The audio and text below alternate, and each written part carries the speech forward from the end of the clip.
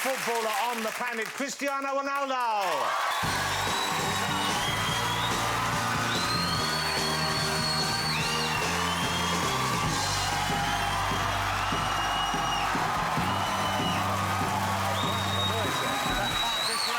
Cristiano Ronaldo, come and sit down, Cristiano.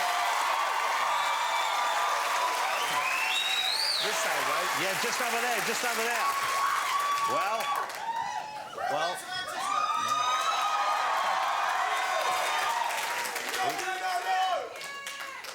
I think you have one or two fans in this evening. So nice to have you here. Why do you not do this kind of show more often? You must be asked an awful lot, I'm sure. No time. No time? No time. Just too busy? Yeah, kind of. Many trainings, many games. We have to travel a lot.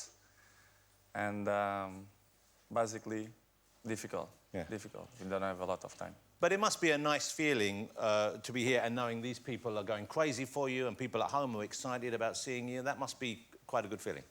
Well, it's an unbelievable feeling. I was here in England for 6 years. Yeah. And I respect English people a lot because they are very polite and they respect... Serious. That felt like a warning. No, but it's true. The timing that I spent here, the people treat me unbelievable. I'm never going to forget that. So this is why I say, and I'm going to repeat, English people, they are polite for me because they respect. Yeah. That's nice to hear. And I think we're proud of that as well. We are proud of it in this country. So let's talk about the Ballon d'Or. The Ballon d'Or is FIFA's kind of idea of who is the best overall footballer this last year. Yeah. You have won it 3 times. Lionel Messi has won it 4 times. So you hold that at the moment. And we're coming up in January, I think. They will announce who has it for January, yeah. And obviously you would like it to be you. We'll be in.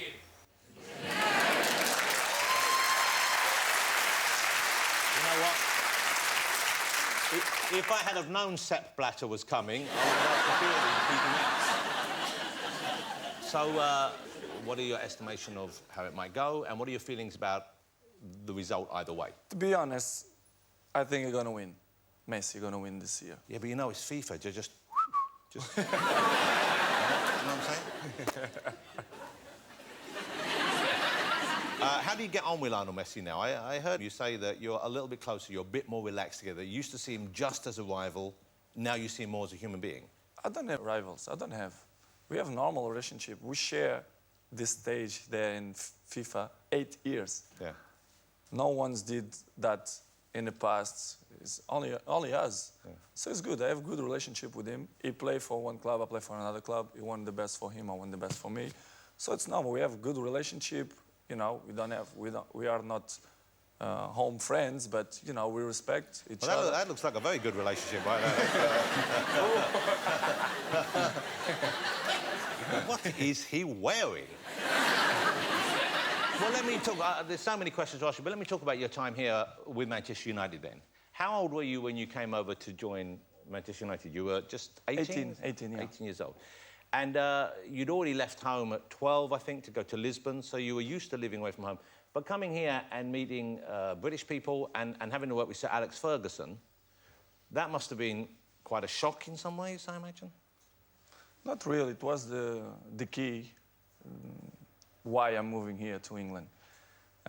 Because I remember I had a conversation with him when we play Sporting against Manchester, and we had a quick chat, and he told me, listen, I'm interested in you. I want that you join us in Manchester. It was the key. So it's unbelievable person. He treat me very good. He's, as I say many times, he's like a father for me in football. So I have to appreciate what he did for me. I passed 6 years in Manchester, very good. I win many titles in terms of collective and individual. It was unbelievable timing for me here in England. Well, your English now is very good. Well, I try my best. Yeah? And this isn't me just being polite. It is very good. But when you first came, I guess it wasn't as good. And certainly, I have spoken it all my life, but I find it hard to understand Alex Ferguson sometimes. So That must have been difficult for you at first. But I still don't understand him. Yeah, right. Because in the beginning, I had to translate, a Brazilian man. So you had to translate that Of for... course. What, for all British people or just for Alex Ferguson? Well, basically, only for him. Yeah. What things do you remember then? What things did he help you with? Which things did he teach you about to become a better footballer or a better person? Well, it teach me in both ways. And in terms of personal stuff, I just have to say thank you for what he did for me. Especially when I remember the thing that I have more in my memory is the time when my father was sick in hospital. And we had in a tough moment of the season because we had important games in Champions League, in the league. And I say, coach, I need to go to see my daddy. And I was a key player. I was a very important player. Yeah. And he said, listen, your family is the most important that you have in life. If you want to go 3 days, 4 days, 5 days, you can go. These moments is what I keep for me because it was the most important moments in my life. And he shared with me. This is why I respect him. And for me, is the best coach I ever had. You know, you said earlier, he was like, you've said this before, he was like your father in the world of football. And there you just mentioned your biological father, who died in 2005, I think. Yeah. You know, I think a lot of us, I'm not that close with my father, but I have a couple of memories from when I was young that I remember very fondly, which are quite special to me. Do you have memories when you were young of you with him that you treasure above the other memories? Yes, I have unbelievable memories. When I started to play football, my father was so proud of me because, you know, he was a kid man of a football club. And a few goals, I scored goals, and next day I come in the paper like a small part, and he was so proud. He put it in his paper, and he showed his old friends in a neighborhood. It's unbelievable memories that I have, and it's great. I just have his memories in my mind of my father, of these small moments. You talk about that in the film. Why do the film? Who came to you at the film? How did the film Ronaldo happen? And what was it that made you want to do it? What did you want to share? What message did you want to send out? Well, basically, when the Universal coming to me and to my team, say, listen, I'm interested to do a documentary about you. It was like, in the beginning, I'm in shock. I say, movie about me? You thought, why me? Why not Lionel Messi? Yeah. I understand him because they're looking for the best player in the world. So it's kind of... Well, I will give you that for that. There we go. Okay. And I think at the end of the day, the last result, it's good. I'm not showing something fake. It's me. The people who really know me, my friends and my family, they're not going to surprise. But I did the movie for my fans. As you know, the guy who have more followers, it's me. Not by coincidence, it's because people like me. Yeah. Probably. Well, you can't say that often enough about yourself, of course. But it's true. Yeah. So I did. No, it is true. I know it's true. So I did for them, for my fans, especially because they're always with me in the great moments and in the bad moments too. So I did for them. But let's show a clip. This is the film Ronaldo. It's available. You can watch on DVD and you can stream it and do all that kind of stuff, all the modern stuff here. But this is it, Ronaldo. He was so much better than everybody. The astonishing Cristiano Ronaldo. Who's the best player in the world? Me. Okay. Well, there are some very intimate moments there, and you see Ronaldo with his son there. It's a very funny moment there where he says, is he serious that he wants to be a goalkeeper, do you know? Yes. And this is... Gonna be a huge problem for me. Okay, yeah. What are you going to do about that? But it changes mine every second, you know, kids. How old is he now? 5. Okay. Yeah, 5. And it changes mine all the time, but you're gonna be whatever you want. Yeah. I don't make pressure because my fathers and my mom never make a pressure to me, so I'm not gonna do this to my son. Well, also, I noticed this. Now, I don't know, have you seen Wayne Rooney's little boy, who seems like a lovely little boy? Mm-hmm. He went out to play recently and he had a tattoo on his arm. Not an actual tattoo, I don't think. I think it was a transfer, but who knows with the Rooneys. So, have a look at this. Okay, so you see what was on his arm there? There you go. Now, if your little boy came home with Rooney on his arm, would that be cool? Would that be okay? No problem. Okay. Yes, no problem. What about if you had Messi on his arm? No problem. Okay. Same. If he will do that, it's because he's smart. He knows he's good players. That's fair enough. That's a good point. He is. Yeah, that's a lovely answer. Well, we'll talk about this a little bit more, but your mother, obviously, is a hugely important part of your life. She figures quite heavily in the movie. She's a passionate supporter of you, and obviously she loves her whole family. You can see that. But one thing that amazed me is that she says in the film, and you're there, that you were an unwanted child. She didn't want to keep you. Mm-hmm. Now, that must be a shocking thing. The first time you hear that, that must be... No. Normal. But for you to hear that, I know it happens a lot. Don't but I change mean, nothing in my mind. Nothing. you see in the film how stressed she gets. She's very involved in your career. And when she sees you playing, I mean, it's almost too much for her sometimes. Too much. Yeah, and she takes tranquilizers to help her get through this. How does that affect you, though, knowing you're playing, but knowing she is going through that as well? Does that ever figure in your mind during a match, or...? No, I just make a rule. Big games, you know, she cannot watch. It's true. Yeah. I don't take her to my box, or I put it someone in home to go walk with her when game starts. Until it's over. It's the solution.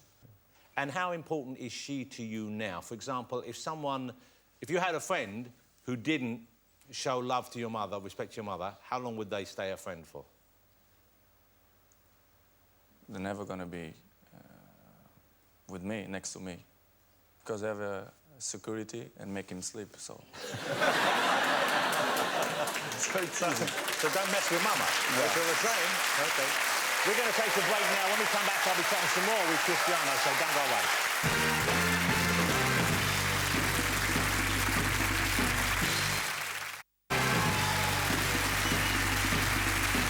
Okay, welcome back to the Jonathan Ross Show. Cristiano is still here. So let me ask you, and this, once again, this is touched upon in the film, of course. You have never revealed, and I don't think you ever intend to reveal or share, the identity of the mother of your son, okay, Cristiano's mother. And the thing that occurred to me while watching the film was your mother is so central and important to your life. But he does not have that relationship with his mother. Mm-hmm. Surely that must concern you. For me, it's not a problem. How you see in the world, many kids don't have mom, don't have dads, or dads die, or moms die, and they beat him up. Cristiano have a dad, unbelievable dad. I have grandfather, grandmother. I have support of my family. Yeah. Great. Of course, it will be like, why it don't happen? Listen, some points in the life, it's private. And people have to respect the privacy of the people, you know? When Cristiano gonna grow up, I'm always gonna say the truth to him because he deserves, because it's my son. But I'm not gonna say because people want me to say. Yeah. You don't owe the world an explanation, Exactly. but you obviously feel that you would owe him the truth and be happy to... What age do you think... I mean, presumably he asks already, but when will you share with him? I'm not worried about that. He gonna understand his daddy. Yeah. He gonna understand. I'm sure 100%. 100%. He gonna understand me. I'm gonna say the time when I feel that is the right time. I don't know, 10, 11, 12, I don't know. Let's see. You know, your son, the life he has, in many ways, but not in all ways, but in many ways, could not be more different from the life you had at his age. When you were 5 years old, you were on Madeira, is that right? Yes. Madeira. Small island, Portuguese island. I guess, how many cars did your father have when you were 5? Yeah, small cars, yeah, many. Okay. No. Toys, but did he have an toys. actual car? No. He didn't even have a car. No. How many cars do you have right now? I don't know. Yeah. So that's a big honest, difference. I don't know. Yeah, that's a good honesty. Because there's a funny scene in the movie where you pick your son up from school in a Rolls Royce, of course, and you get him home and say, come and see which one's missing, which one's missing. And he's going, I don't know, is it the Porsche? Goes, no, look. He did it. And then he goes, Lamborghini. He went, yes, why didn't you want to see the Lamborghini? He's 5. And and he has to know which car's missing. So, my question is, do you ever worry about that? Do you ever worry about what your life will give him growing up that you didn't have? Because obviously, although you had, from the outside for many people, you had a tough life and you didn't have those comforts, but he has maybe too many. He has maybe too much available. How do you approach that? It's not easy. Not going to be easy. But for me, in my mind, the way I'm thinking, it's all about education. If you will give good education, it will be strong. You will know, and you will know appreciate the things. I cannot avoid to show him a good car, a good houses, a good quality of life. You cannot avoid, you know. Yeah, because you have that, of exactly, course, and you have earned exactly. that, yeah. I cannot avoid. What I have to do it. If you will be in my shoes, what you're going to do? It's all about education. You have to give good education and to pass to him, listen, to win this, daddy, work hard, you know, to have this house, to have this car. I cannot do anything more. Here's another little clip. I want to show you this. It's lovely because I think the thing that I took away from the film as much as anything else was the closeness and the love you have for him and he has for you. And it's a very sweet and very special relationship. This is Cristiano with his son. That's really lovely. You know,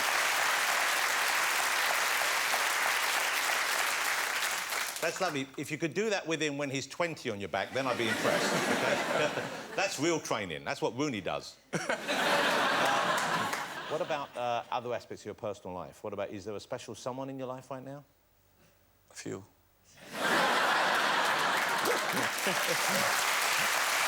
Honesty. Okay. And of the few specials... I have to figure it out. Yeah, which is that any... You'll figure it out, OK. Do they know they're competing? Someone know, yeah. OK. You must be exhausted. But do you have a... Is it hard meeting people? I don't, obviously, you're... May I say this? You're a very beautiful man. Well...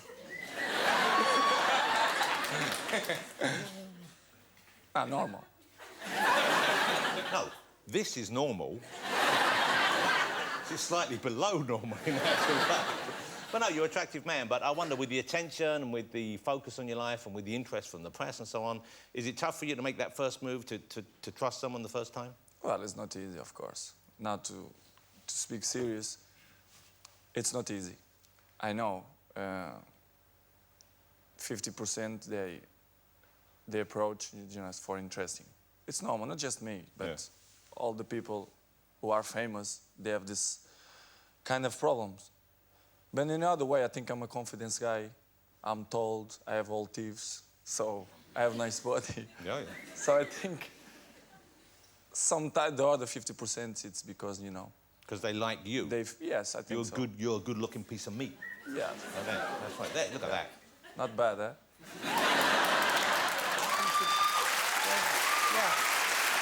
You know,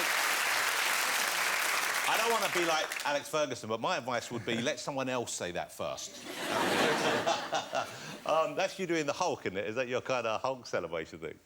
It was in a Champions League final. I love the fact you're just enjoying that photograph. OK, let me ask you about what's going on in the future for you, because any professional sportsman at your level of the game, obviously you have a limited career as a player. Mm-hmm. You're still going strong. What do you have in mind for the future? What are you thinking of for the future? Is coaching an option? No, I don't think so. Huh? No passions to be coach. Maybe I wanna carry on with my brands, with my shoes, with my underwear, with my shirts. You're into the fashion in a big way, aren't you? Yeah. I like it with my shoes. You know, I have many brands, and I want still grow with my brands. So. That's you in the CR7 pants, of course. Yeah. It's weird because they look different on me.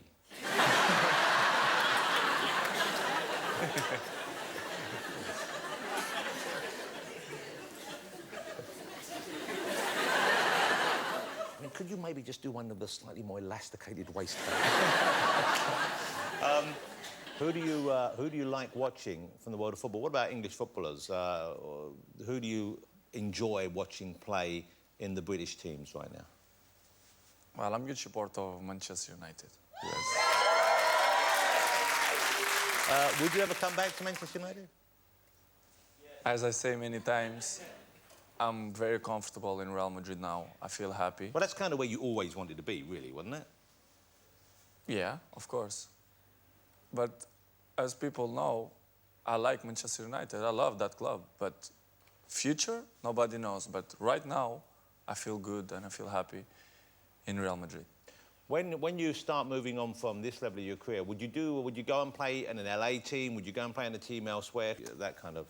In my mind, I want to finish in the top level. I want to finish with dignity. So good, you know, in a good club. Yeah. Doesn't mean that to go USA or Qatar or Dubai, it's not good, but I don't see myself... You wouldn't want that for you? No. Okay. Look, it's lovely having you here. Cristiano's going to stay around for the rest of the show, ladies and gentlemen. Will you join me in saying thank you to her? And I'm just so excited and thrilled that he came on the show. Mr. Cristiano Ronaldo! And we'll stay together. After the break, we'll be joined by David.